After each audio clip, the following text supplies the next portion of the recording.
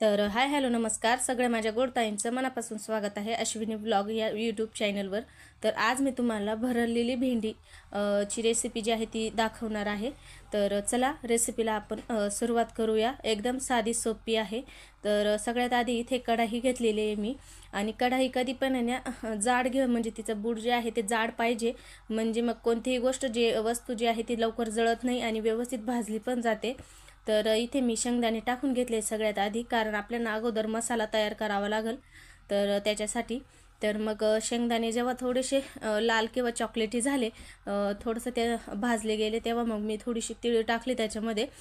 शेंगदाणे जितके होते तिची निम्मी तीळ टाकली आहे। तिळीचाही सुगंध असा वास सुटला। त्यानंतर मग थोडासा लसूण टाकला, लसूणही व्यवस्थित परतून घेतला, आणि त्याच्यानंतर मग दुकानचा जे रेडीमेड खोबराचा किस भेटतो तर ते टाकलेलं आहे। जर तुमचं घरचं खोबरं असेल किंवा मग आपण जी वाटी चिरून घेतो ते जर असेल तर ते तुम्ही खोबरं जे आहे ते अगोदर टाका, म्हणजे तिळ ते टाकण्याच्या अगोदर, म्हणजे व्यवस्थित भाजलं जाईल।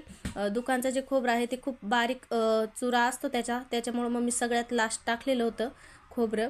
आणि खोबरं टाकल्याच्या नंतर हे बघा कसं तेल सुटलं होतं लगेच।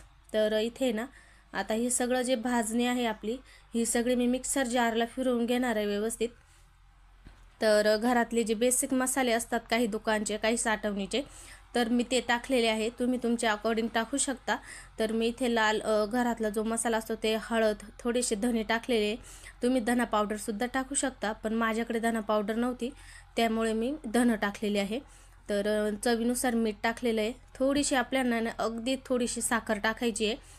हे बघा अगदी थोडीशी साखर घेतलेली मी, 1 चमचा पण नाही आहे ती। तर व्यवस्थित मिक्सरला फिरवून घ्यायचं आहे, आणि याच्यामध्ये तेल वगैरे काहीच टाकायचं नाही आपल्याला।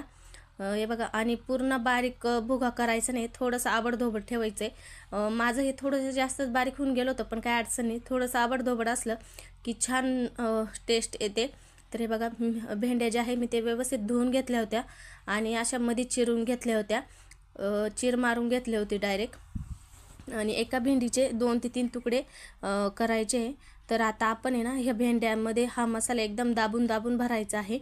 तर हे बघा अशा पद्धतीने भेंडी जी आहे ती थोडीशी ओपन करायची, आणि त्याच्यानंतर बोटाच्या साहाय्याने एकदम दाबून असा मसाला त्याच्यामध्ये भरायचा आहे। कारण थोडासा तेल न टाकल्यामुळे थोडासा तरी मसाला बाहेर येतोच, त्याच्यामुळे मग थोडासा जास्त भरला तर त्याच्यामध्ये बऱ्यापैकी राहिला जाईल।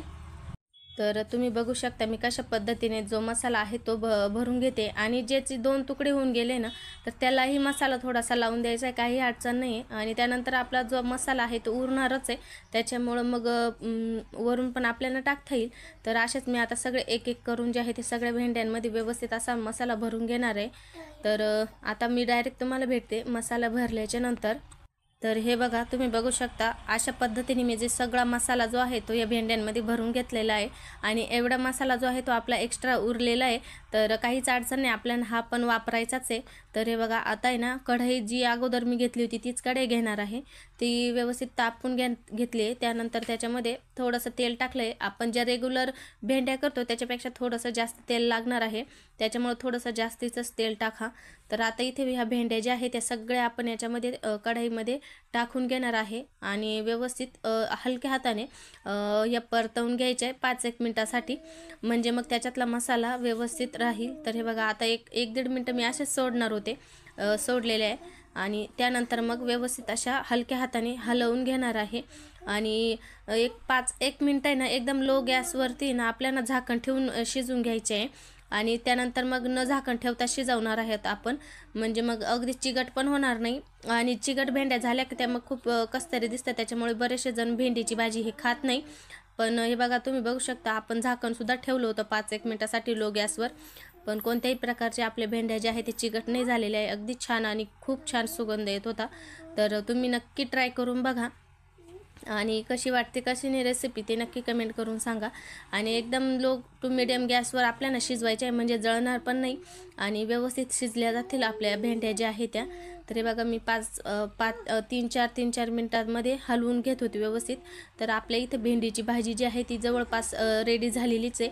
आणखीन आपण 1-1.5 मिनटं जे आहे ते त्याला परतवून घेऊ व्यवस्थित, आणि त्यानंतर मग आपण सर्व करणार आहोत। तर हे बघा इथे ना मस्तपैकी आपली मसाले भेंडी जी आहे ती तयार झालेली आहे। तर मी आता आहे ना याच्यामध्ये थोडीशी कोथिंबीर टाकणार आहे, आणि खाली उतरवून घेणार आहे। तर हे बघा, अशा पद्धतीने आपली भेंडीची भाजी जी आहे ती तयार झालेली आहे. मसाला भेंडी म्हणा, भरलेली भेंडी म्हणा. तर तुम्हाला आजची माझा व्हिडिओ कसा वाटला नक्की कमेंट करून सांगा. आणि चॅनलवर जर कोणी नवीन असेल तर नक्की लाईक करा, शेअर करा आणि सबस्क्राईबसुद्धा करा. भेटूया पुढच्या एक नवीन रेसिपीसोबत.